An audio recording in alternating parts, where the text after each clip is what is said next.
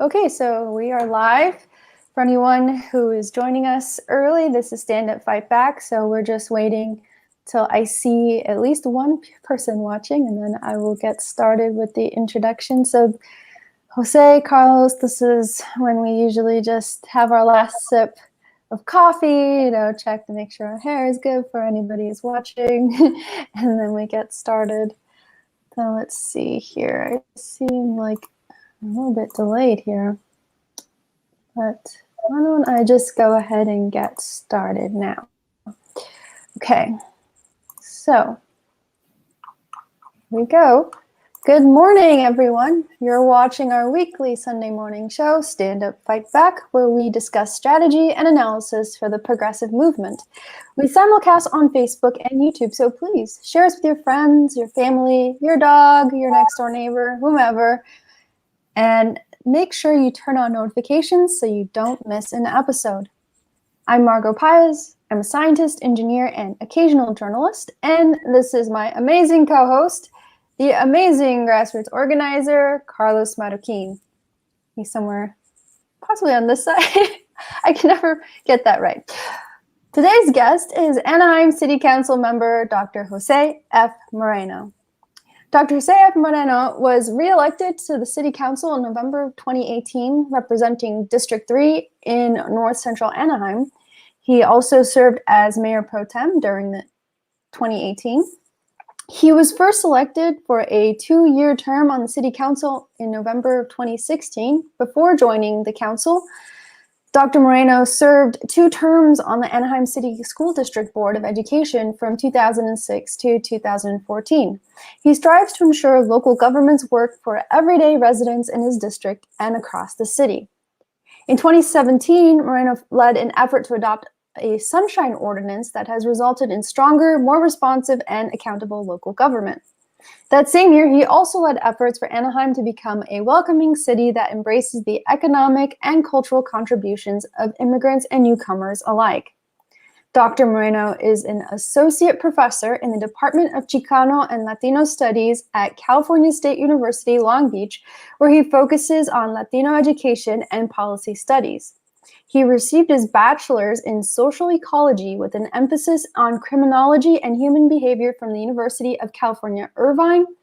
And Dr. Moreno earned his master's and doctorate in administration, planning, and social policy from Harvard University, where he co-chaired the editorial board of the Harvard Educational Review. He's currently the president of Los Amigos of Orange County, a community group serving people and communities in need. He previously served on the boards of Orange County Community Housing Corps, which provides housing and education to low-income families, and Orange County Communities for Responsible Development, which works to promote participation in local governments.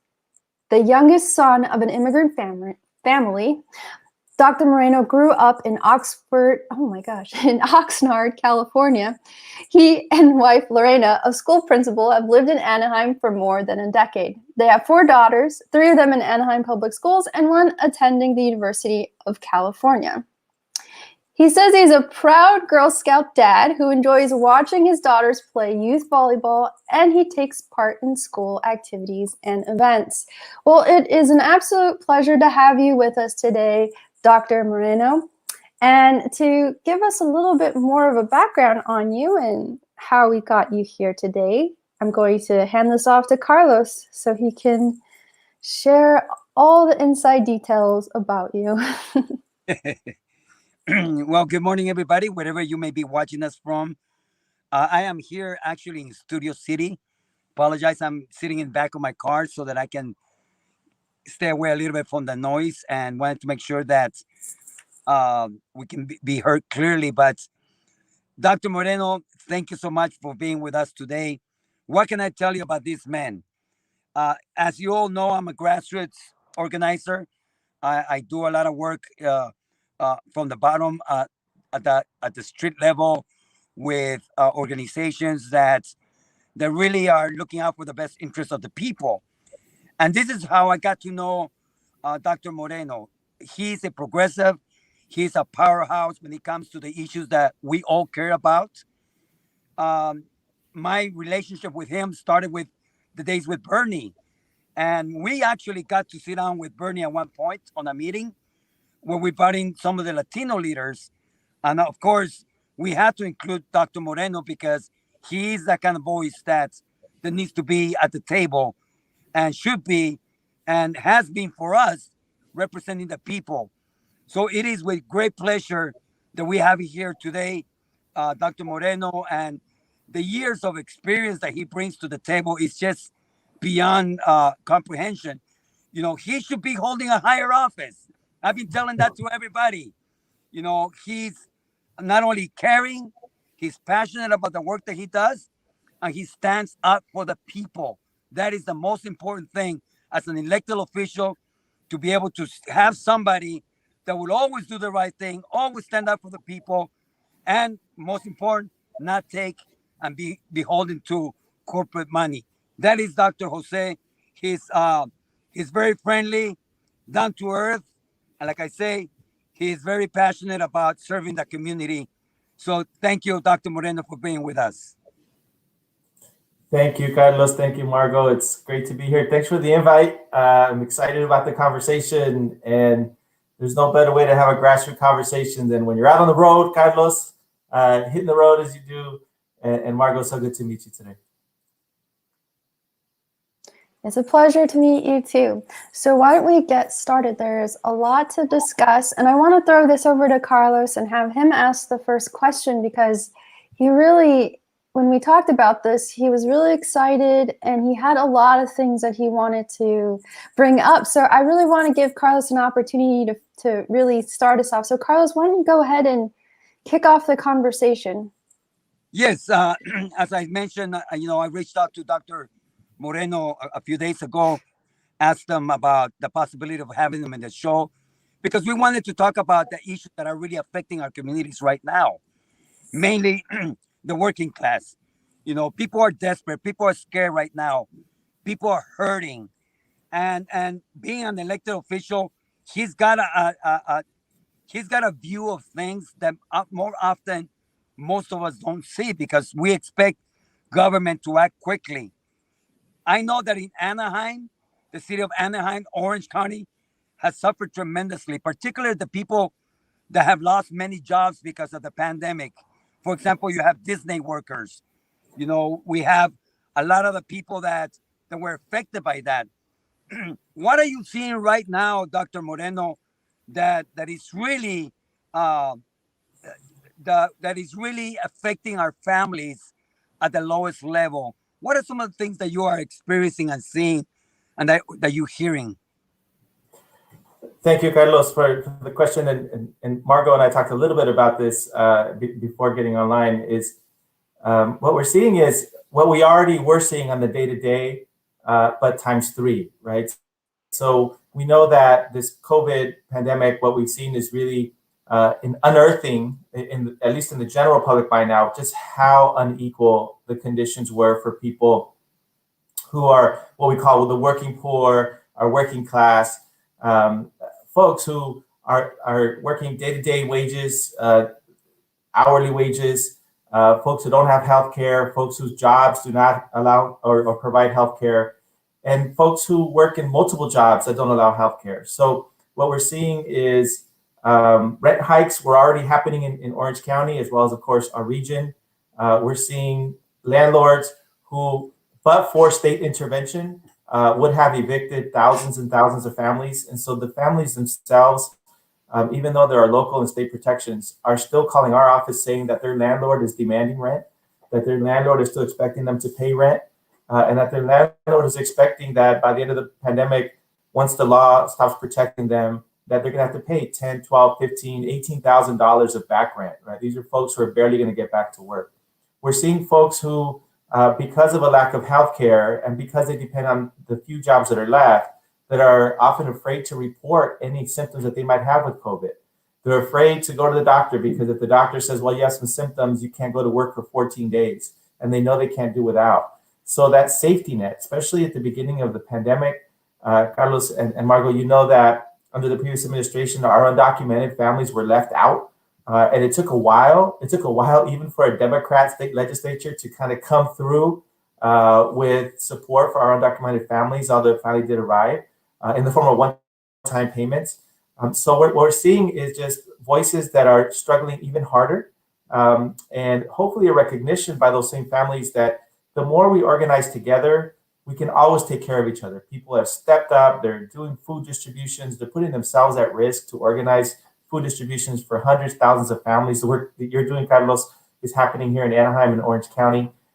We're seeing ultimately that families are now in a COVID environment are now having to choose. I was commenting on this with Margot, where our immigrant families are almost in the same place of that decision point of migrating to the United States, taking a treacherous journey, putting everything at risk so that they can provide for their family. That's what we're asking now of families in this reopening of the economy. We're asking them, go back to work, do your essential job so everybody else can be satisfied with their with the commodified economy of what we want to see, and risk yourselves for it.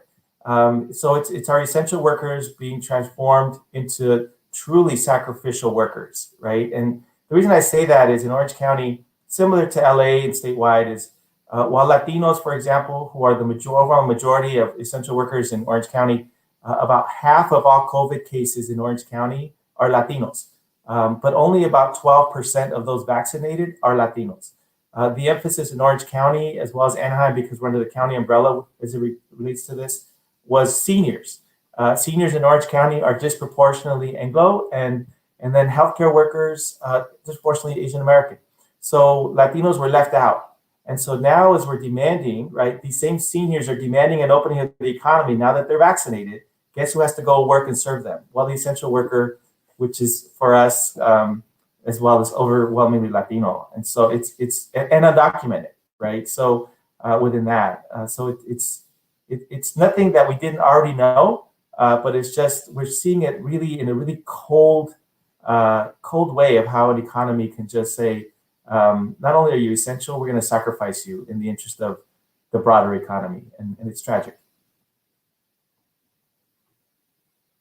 Well, have there been any drives in Orange County to reach out to these communities? I know in LA County there was some push to actually like have these mobile units go out into the communities like in South LA and Huntington Park and places like that.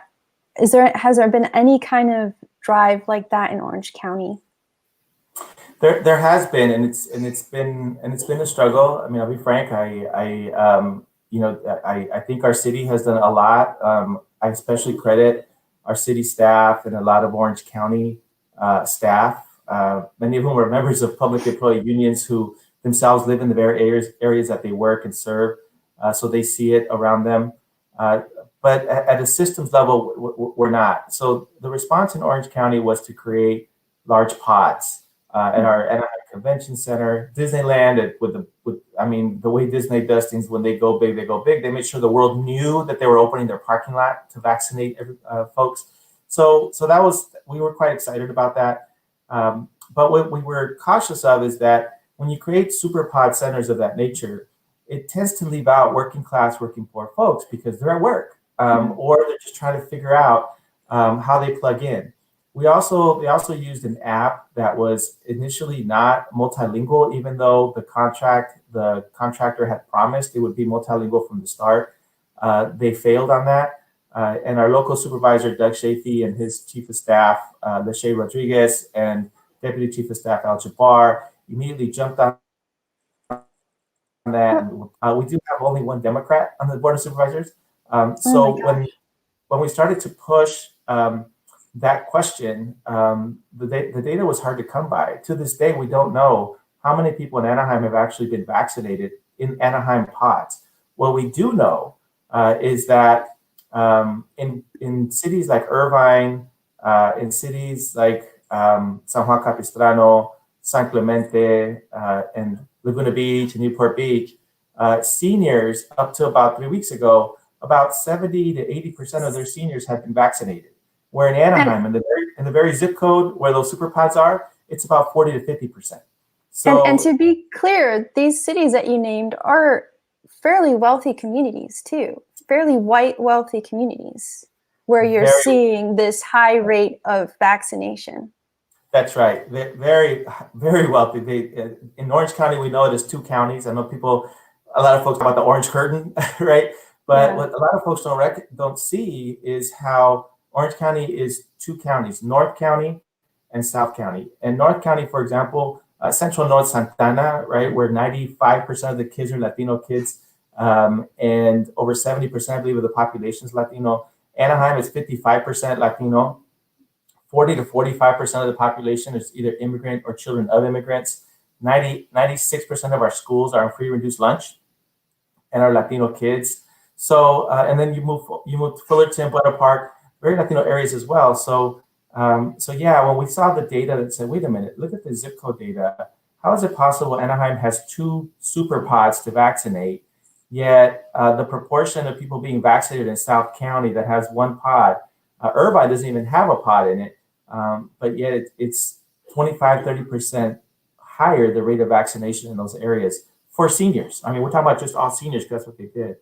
So it is distressing, but what we did is we connected our local city political leadership, although it has some Democrats and is a Republican majority, it has 3 Democrats on it.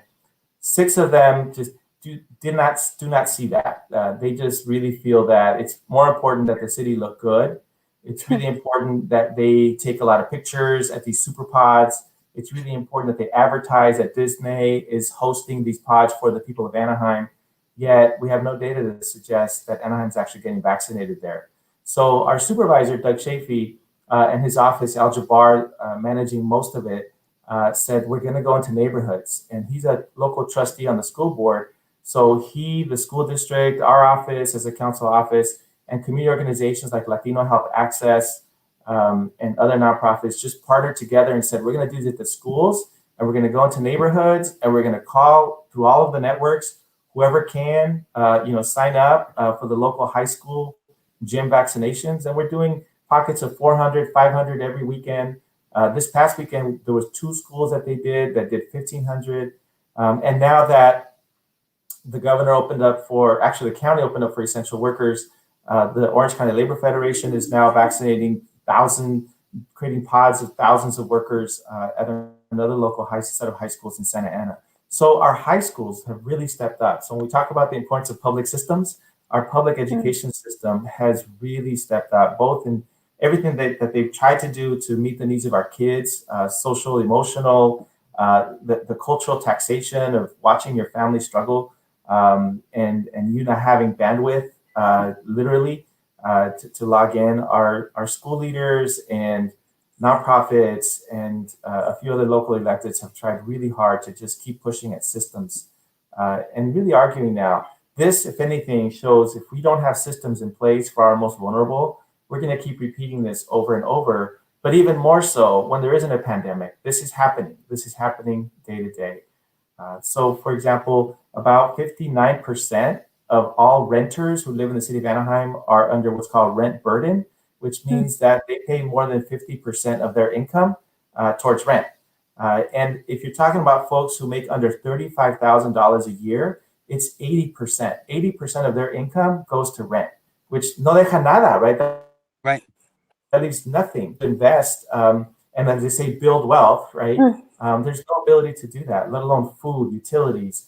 And even, I mean, just, I think about our kids and can they even go to a movie?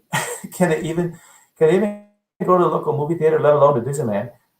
And these economics that are playing out are just horrific. And I hope that the pandemic has risen even more attention of just the vulnerability that people are in on the day-to-day.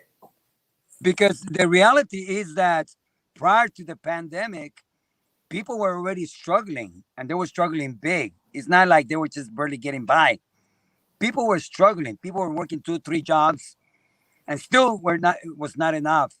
Pandemic made it even worse. We also see that with small businesses, that a lot of small businesses owners, they sacrifice so much. They save their, all their lives to be able to open up a restaurant, to be able to open up a little store or whatever. And what we are seeing now as California reopens, and even as they were attempting to reopening, we saw that there was money that was given to some of the small businesses, but that really didn't trickle down because a lot of businesses that were well connected are the ones that were receiving the money. Can you speak on that a little bit? Absolutely, Carlos. You hit it right there. And so when the pandemic hit in Anaheim, that was, I'll say to our council's credit, that was something that that was important, is what's happening with our small businesses. But what is said and then what then gets proposed are often two different things. When you say something, you get a headline. When you do something, it gets buried and people forget that you actually didn't do what you said. So when the pandemic hit, Anaheim, our Mayor Harry Sadu, put out what he called an economic recovery plan for Anaheim. This was 2 weeks after the pandemic. We just asked for an eviction moratorium. We had asked for a review of what's happening to our working families, our working poor families. He said, we'll let the state lead on that. The governor will do something about that. He didn't want to do anything locally. But what he did do is he proposed at that time, a $15 million package. $7 million of that package was to go to support Visit Anaheim, which is our local travel bureau that promotes and markets the city of Anaheim and the resort and Orange County overall. So here's the resort closed. They had just announced they're completely closed. The governor closed the economy, which was good for the interest of our public health. But here's the city of Anaheim handing over $7 million to a entity that participates heavily in local elections, which is marketing for people, promotes a lot of the candidates around here, and gives them $7 million while allocating $1 million in rent relief at that time, when we knew that people were going to be struggling with rent. They allocated about $3 million towards food distribution and nonprofits, which was great, but in the context of, but you gave $7 million to Visit Anaheim to promote a resort that is closed. It was insane. What was the logic behind that? The logic was, it was a Trumpian logic that will be open by Easter, that this is going to pass quickly. And so when it does, Anaheim will be positioned to quickly start to market. We know that what markets Anaheim, it's a double-edged sword of Anaheim, is Disneyland. As soon as Disneyland reopens, the world knows Anaheim's open. Just like when Disneyland closed, the world then took COVID more serious. They said, oh my God, this must be serious. And Anaheim's closed. So the logic was that to promote, to be ready to pivot and promote the city because we depend heavily on tourism to do so. But again, it was, let's focus on the children of tourists and get them excited about coming to Anaheim, and let's not focus our disproportionate energy, as it should be, on the children of Anaheim, right? And so that just is a continuing problem on our council. It's so bad, Margot, that they initially spent $3 million by June of last year. From March, it's unclear because they haven't given us a full detailed report. And they put in their bank account, $4 million. It's still sitting there, to our knowledge. It's sitting there while our families are. We did have a rent relief program that the council did not want to fund beyond $1 million initially. And I was advocating, and we were proposing as a community, pull the money back from Visit Anaheim and give that to the Disney workers or the resort workers who are out of work. Provide that for them, because remember, their unemployment ended in the summer. And so we were saying, hey, why don't we pull those $4 million, at least support the local workers who propped up the resort. They're the backbone of our economy, but that was to no avail. Now, after the election, there are 6 members of the council that are completely backed by local corporate resort interests.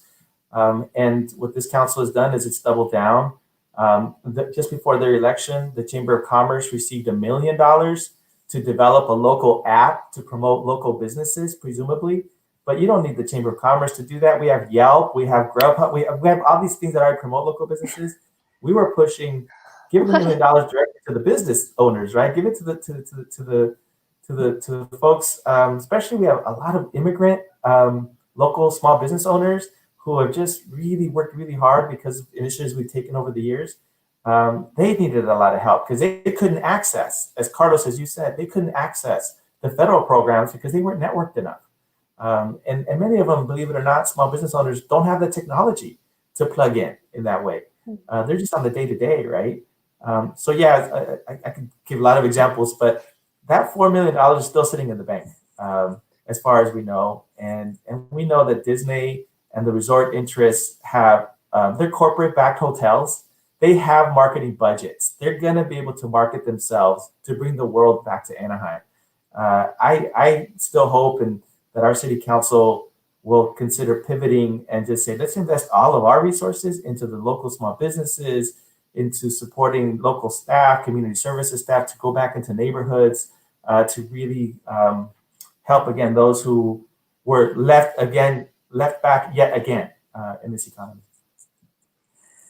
What do you think drives these politicians, these administrators to think only about the economy as like some kind of disconnected thing from the actual people who make the economy happen?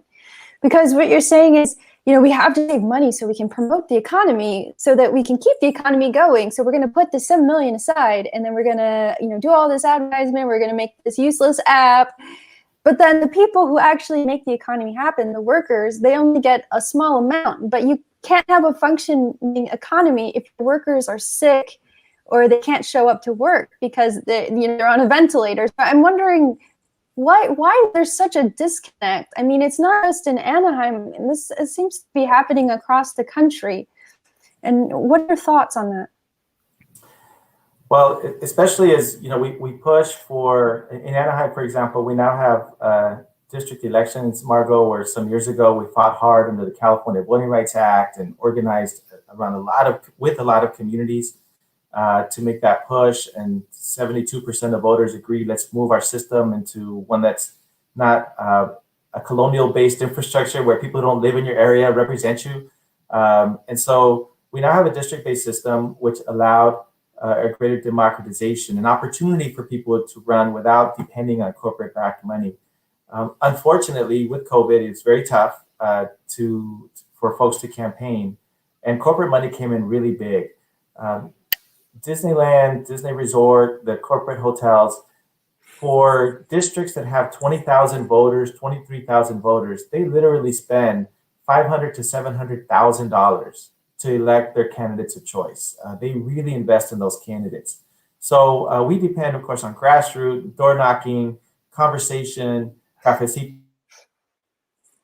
and so we do that. So to your question of what's the disconnect, I really see it the way we often see it in the workplace, right? Because many of the people who run for office that I'm seeing, not just in Anaheim, but across the board, especially Latinos and Latinas, we all have a great story, a great personal story to tell the public about our own resilience, our family, where we grew up. And voters want to believe in that, especially Latino voters, right? They really want to believe in that, especially working class voters, like, she will understand me, right? Because she's been where I am. Unfortunately, it's not unlike the workplace when the employee becomes the supervisor. The supervisor who was once a union member, card carrying fighter, is now representing management, right? And at the end, their own, they're not part of the company. They have stock in the company. They need that company to make profit. And so politicians are no different. Especially often, I shouldn't say especially, often we fall into the trapping that if you do good work, people begin to put your name out and they start, or you yourself already have that ambition of higher office. So you need your stock to rise. And the higher office you want, the more you think you're going to need corporate money. And so you try to start talking about compromise and negotiation, not because you're interested in the issue per se, but you're hoping that you can keep all sides happy. But at the end, that the ones you really need to make happy and impress are the people who are going to invest in you for future offices or for re-election. And so, or they're watching you because they already invested in you. So it is very much like an employee management situation. Is the grassroots hardcore. Well, actually, we don't see a lot of grassroots people getting elected, but at least now the folks who get elected who claim to be grassroots, who claim to be aligned, quickly quickly are reminded who wrote the check that got them elected, and they fall in line very quickly. Right. One of the things, and correct me if I'm wrong, you don't take any corporate money, do you? No, and I've been offered it. I've been offered it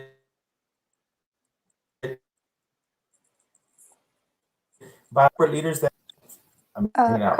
Okay.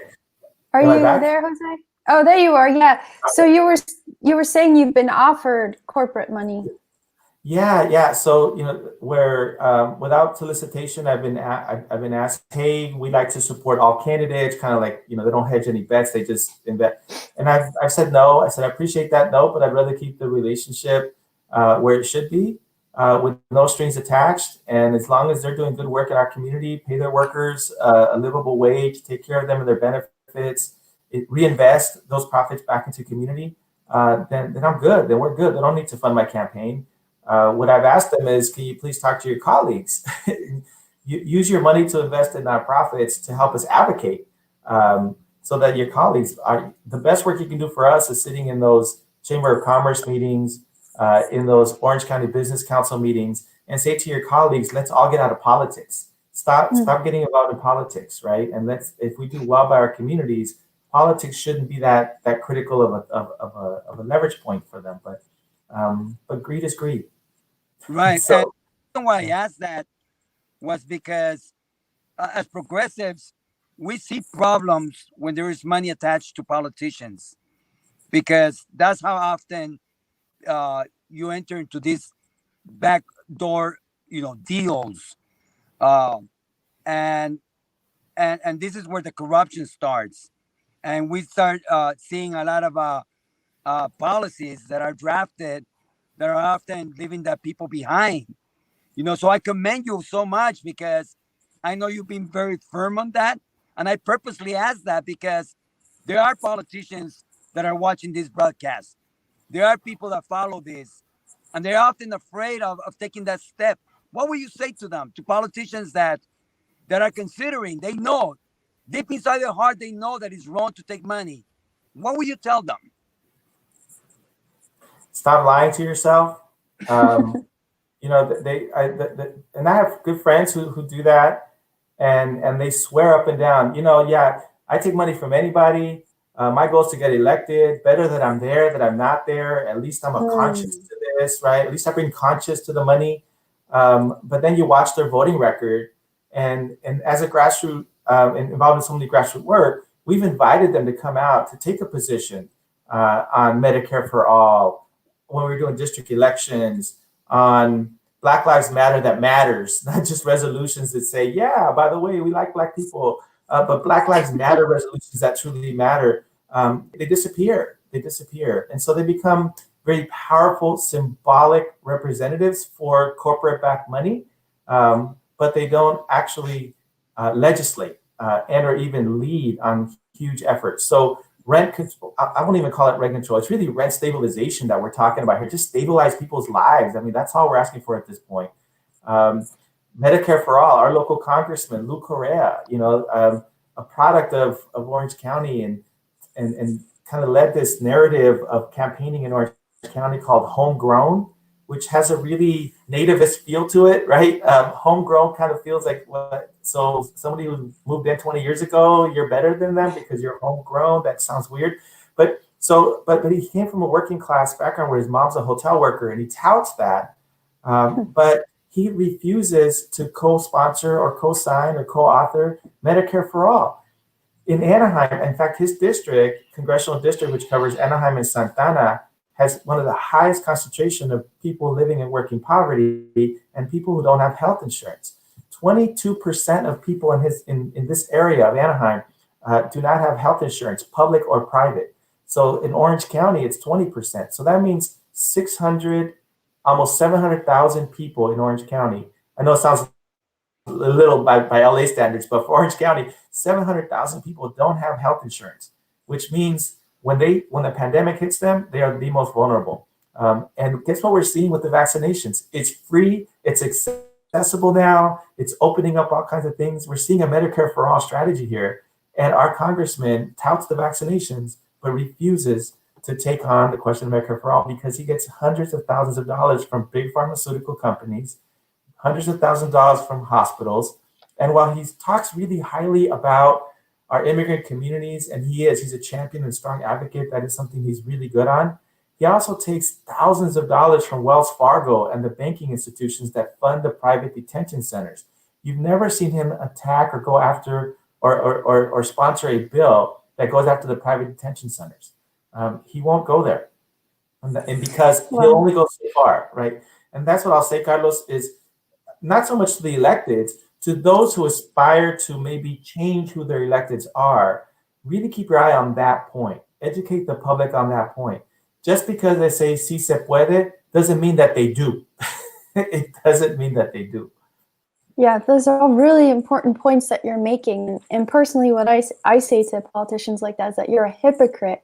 If you claim to come from the working class and you claim that that's your background, but you do nothing for them, then you're not part of the working class. Maybe you were once, but you're not. You sold your soul to a different class, and we don't have a class system in this country, and you betrayed your class, the class that your family came from.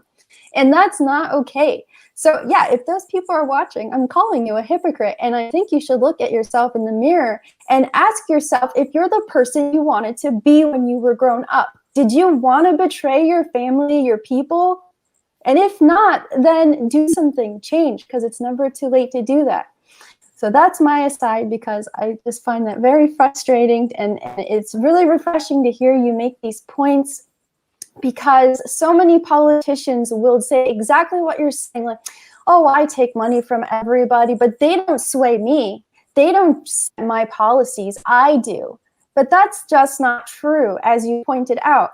And I think this is also very interesting discussion, because you also touched on something about, like, well, it's better that I'm here than I'm not.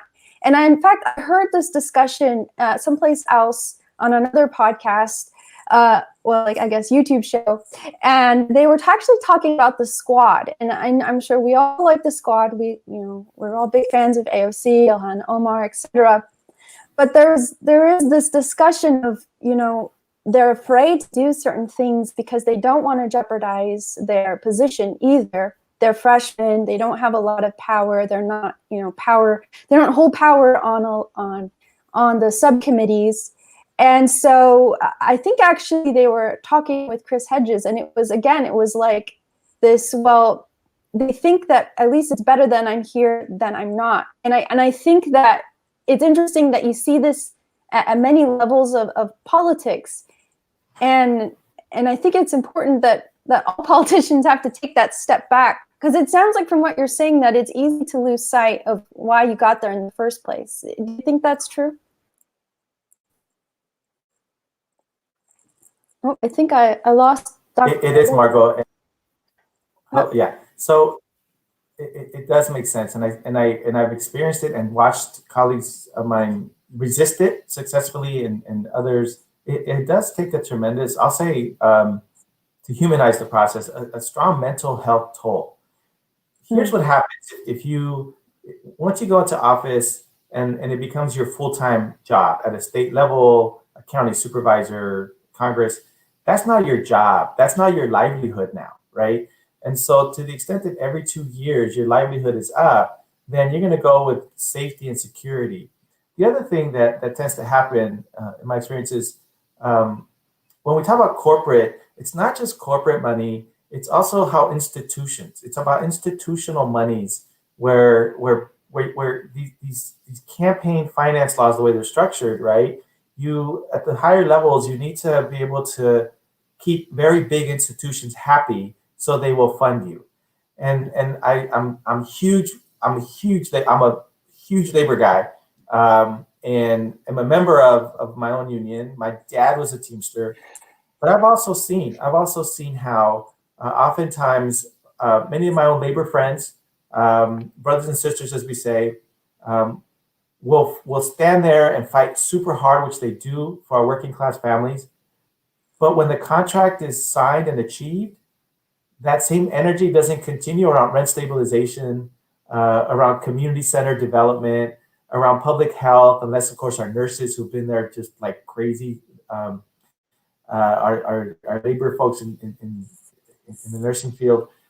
So I often think too that that it's very hard to also take on your friends when it comes to community-based issues, right? And labor and community are intertwined for me, and so I've seen it unfortunately too often where the institutions of labor have backed away from a community issue because they had a contract or because they achieved the contract. In Orange County, we worked for years on those relationships, and that's what bore fruit with district elections, with pushing back on Disney and everything that they were doing. So it is an ongoing question we have to have as critical friends, as in terms of the institutions we depend on, who are grassroots progressive folks. We do depend on our labor friends, our brothers and sisters, to support us and help us at the grassroots level. But they need to be there beyond their contract too. And I'm glad to see that the squad, for example, and Bernie has really been able to garner that support in a really powerful way. Other electeds just go, they use labor, it's transactional. They help labor when they need a contract fight, labor gets their contract, everybody understands, we all go home.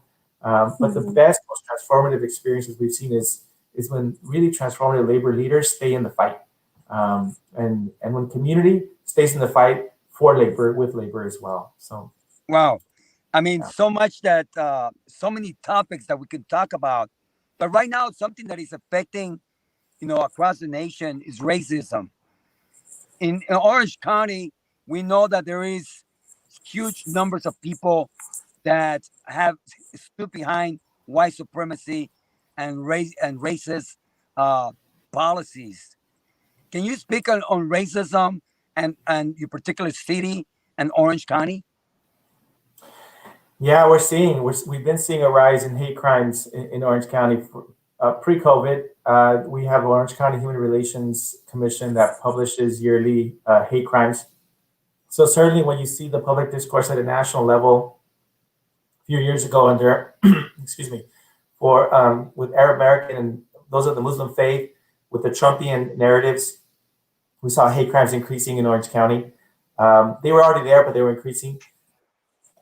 We see a consistent proportion of hate crime disproportionately with African American communities in Orange County, even though they are only 2 or 3% of the population. Disproportionate hate crimes are levied against our African American families and residents.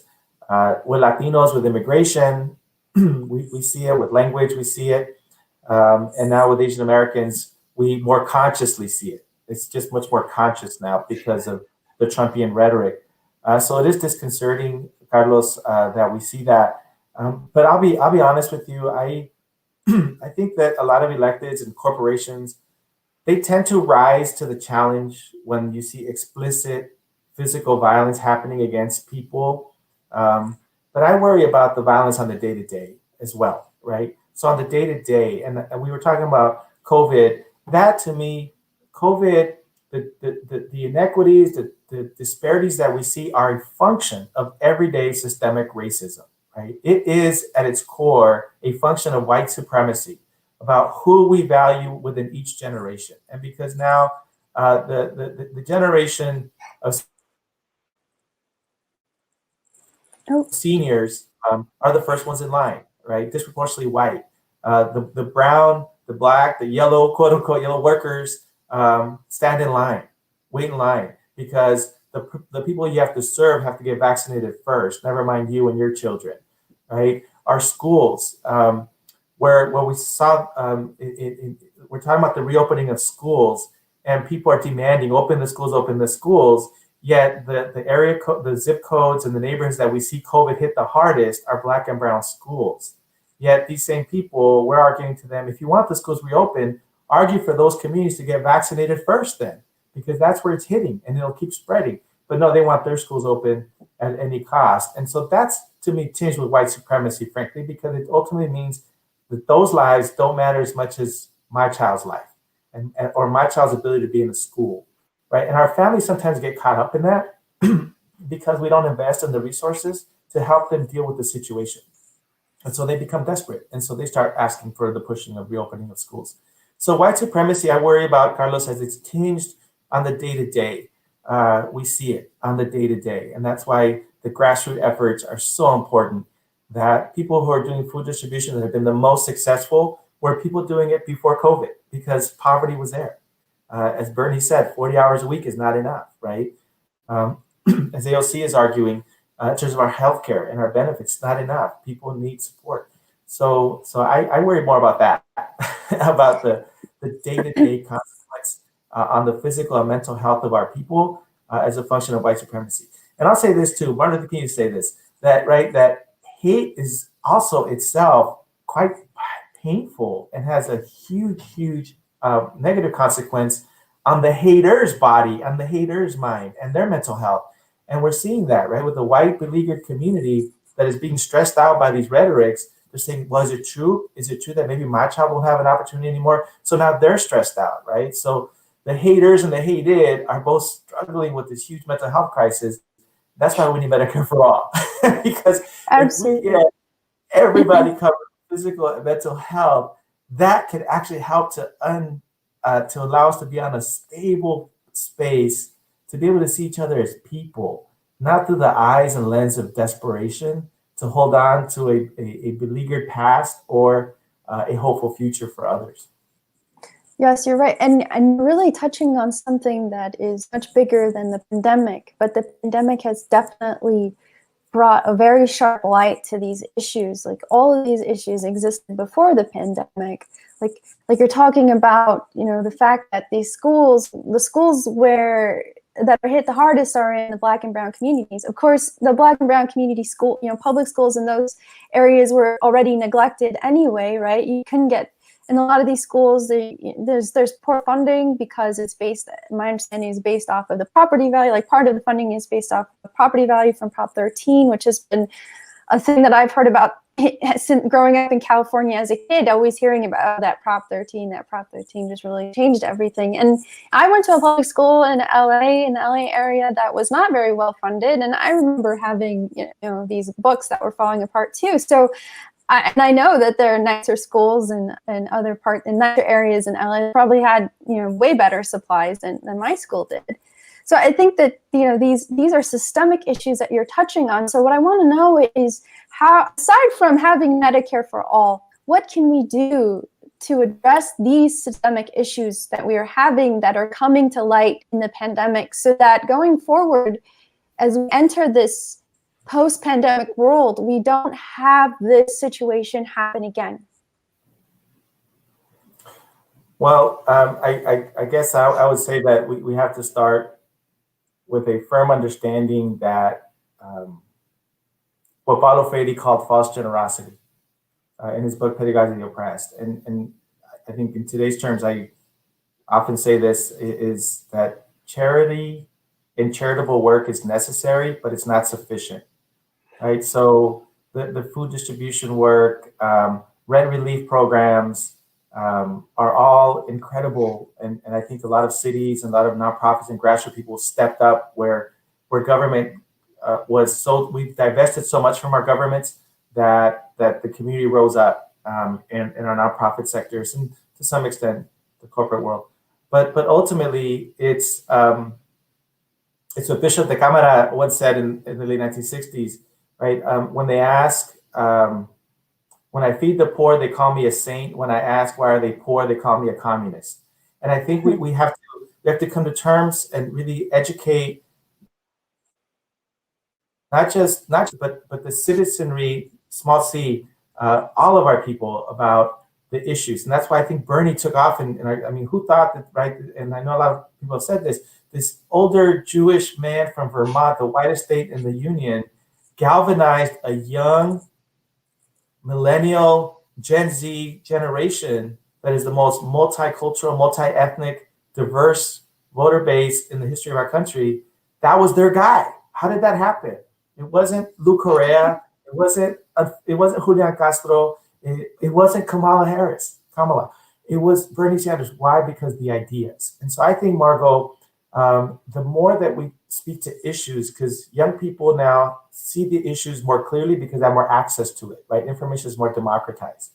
An older generation falls prey to a false misinformation and democratization the younger generation can see through it.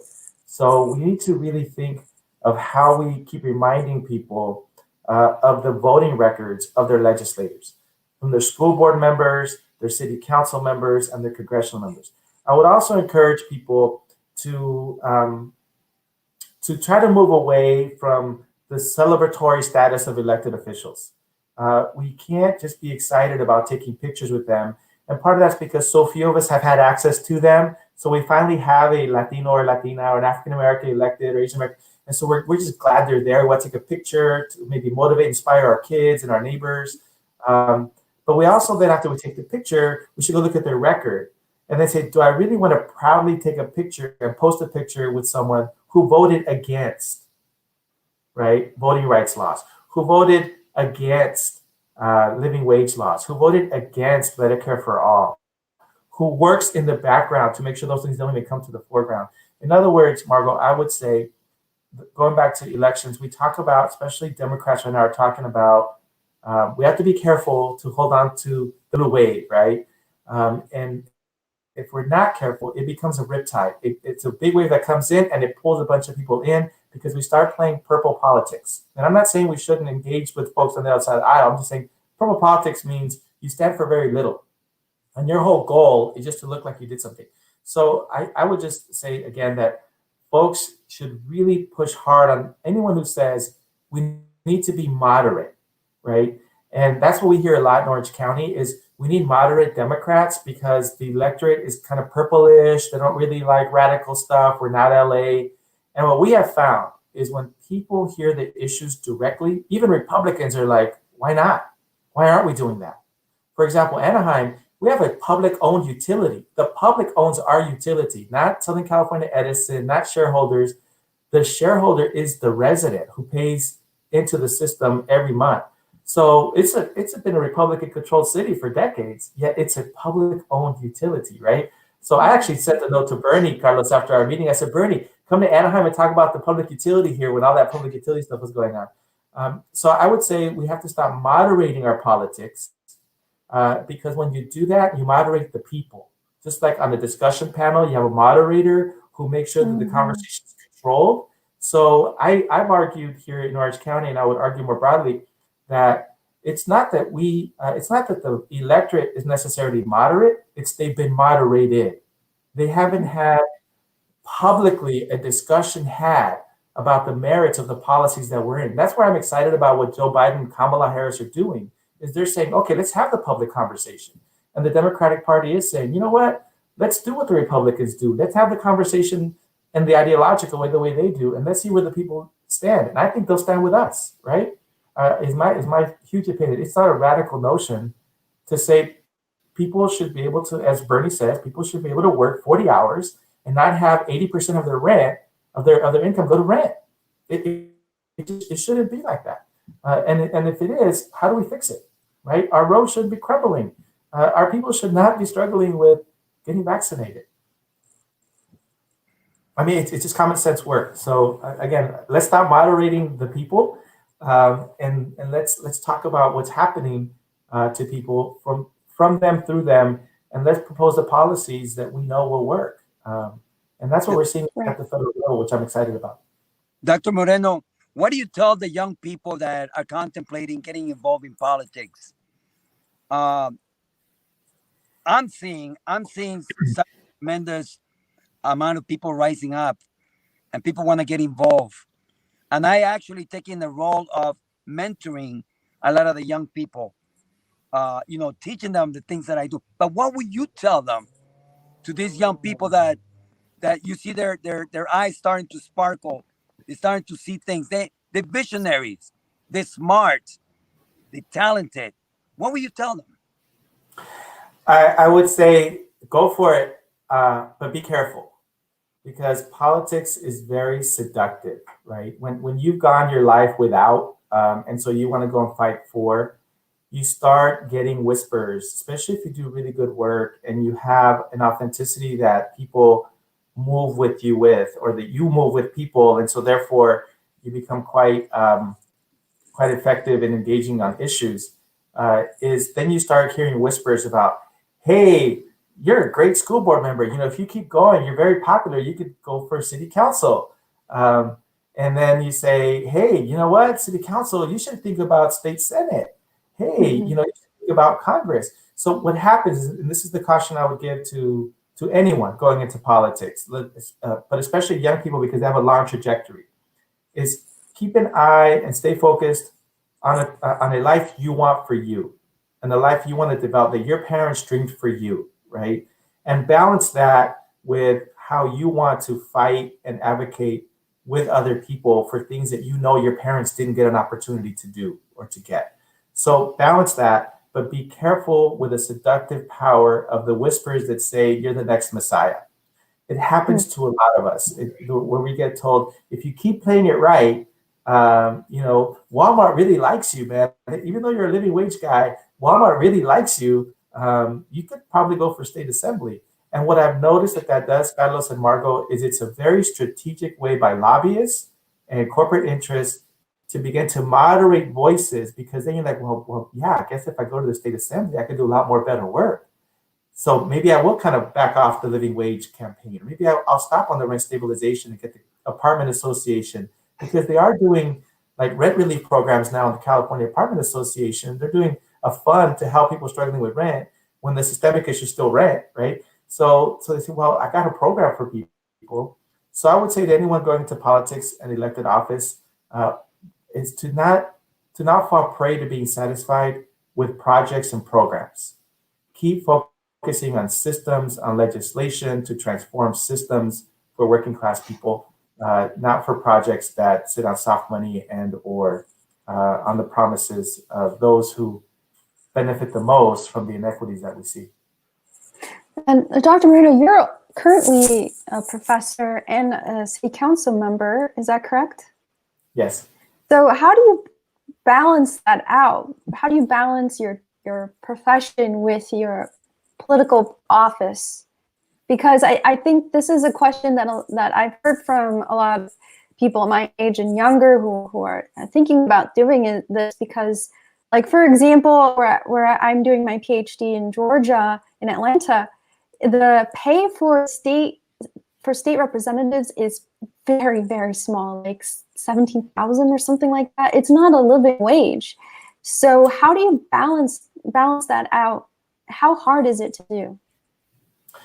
Well, the balance is imbalanced, right? So there are times where I could certainly be a lot better as a professor if I wasn't doing community and politics.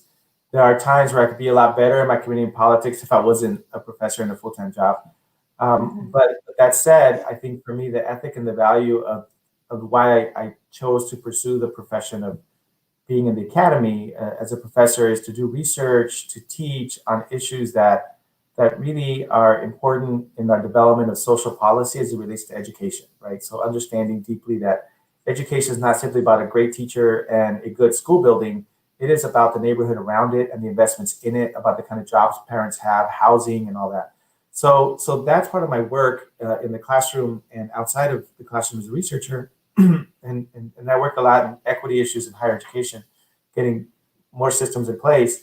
And so my politics kind of feeds that too, right? It gives me a deeper understanding of the research that's out there.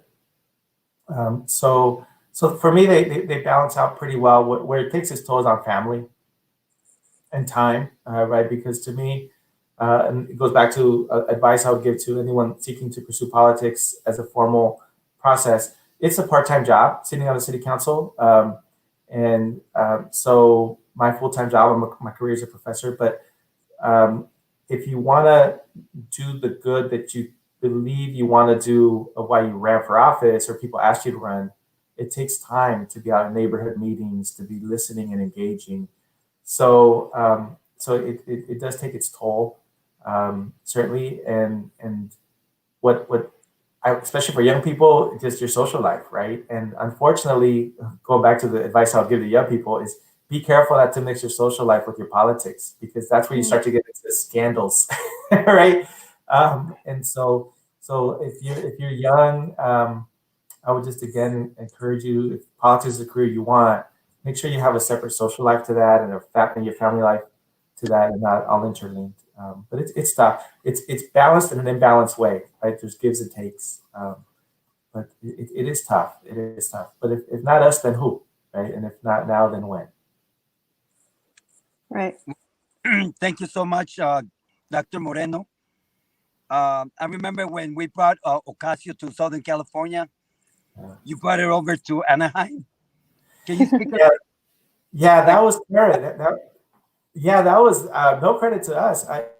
To me, that was Karen Hinks. She leads this effort called We Lead OC, which is to support and nurture progressive women who want to run for office in Orange County.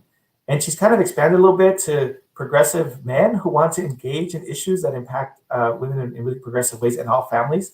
But its focus is women. And so Karen Hinks, who has decades long progressive Democrat community person, she just said, I decided to invite her to see if she would come, and she came. And it was awesome when she came. It was right after she won the primary.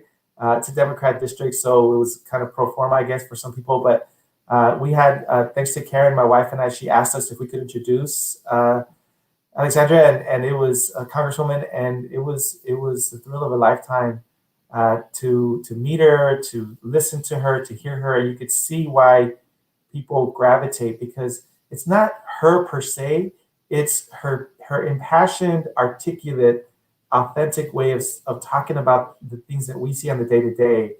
And it's what you hope for in elected, right? It's what you hope for. It's like, I wish somebody would say that, who has power, and she says it, right? And she says it unapologetically.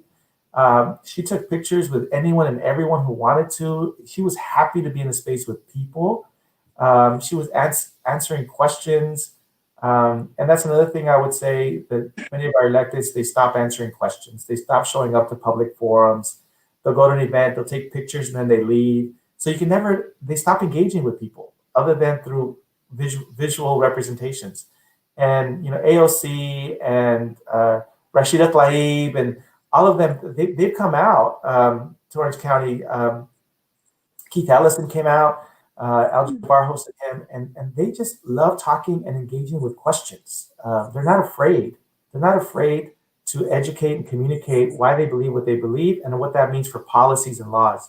And those are the folks that I think many of us seek to support and to advocate with and die on the hill with, as they say, is people that are authentic and real, unafraid, unapologetic, and also are willing to turn around and say, you know what, I could have thought about that one better, right? We're all human, and that they respect one another's humanity. So yeah, that was a thrill of a lifetime, but that was all Karen Hinks. We Lead OC. For folks who are looking to support organizations, that's a great organization to support, because they're doing great work to nurture that progressive mind and action in our electeds here in Orange County. Beautiful.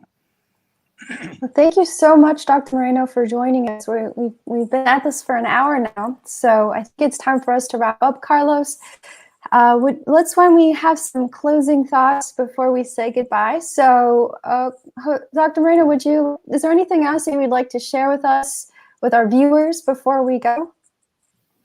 I would just say thank you, Carlos and Margo, I love talking about this work, and thank you for the invitation. I was like, oh my gosh, Carlos wants to be in the show with him? Absolutely.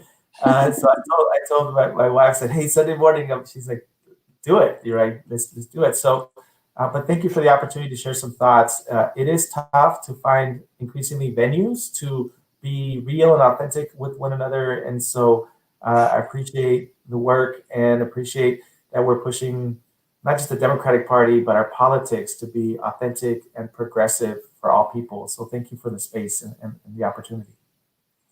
Absolutely. Carlos? Yes, I want to say thank you for once again joining us and taking time away from your family to be with us. And the work that you're doing is really impactful, because I do talk to people on the ground in the city of Anaheim and Orange County. And the kind of inspiration that you are bringing to young people is remarkable. We need more people like you. But at the same time, I want to reach out to people all over, wherever you're watching this. don't give up. Keep fighting back. Keep organizing. Keep communicating. Talk to your friends. Don't give up. Better days are ahead for us. Absolutely.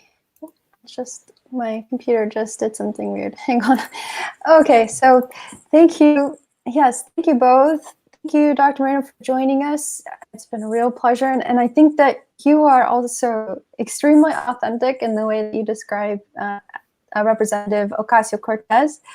And I know that, you're talking about those whispers and stuff, but sometimes those whispers come from the right place. And I would say that these are the whispers of people, just, average people who are looking for authentic people like yourself, who are in the political sphere. We think that here at Stand Up Fight Back that you should aim for higher office. But on behalf of the people, not on behalf of Walmart or anything like that, because you really are a very authentic person, and I was really blown away by the conversation. You're an intellectual. You're obviously a professor, so that helps to make you an intellectual. But you really have a wonderful background and you're very grounded. So I hope that. Maybe, I know it's a hard balancing act, but if you ever do feel the urge to do something higher, like a higher office or a different position in government, talk to Carlos and also seriously consider it. So that's my only final thought. And I just want to thank everyone who joined us today for the hour. We're out of time, but of course we're back every Sunday morning at 10 a.m. Pacific time, 1 p.m. Eastern time. You can find us on the Bernie Sanders Brigade page and also on YouTube at Inside Out News. And you've been watching Stand Up Fight Back. Like I said, I'm Margot Paez, co-host, and right above me is Carla Marroquin, the other co-host of this show. And every Sunday, we do this wonderful discussion. We talk about politics, we talk about the progressive movement, and we try to get you engaged as much as possible. So hit the subscribe button, turn on notifications, follow the page, and tune in every week. Share it with your friends. We'll see you next time. Wear a mask, get vaccinated, and stay safe. Bye, everyone. Take care. Have a great weekend.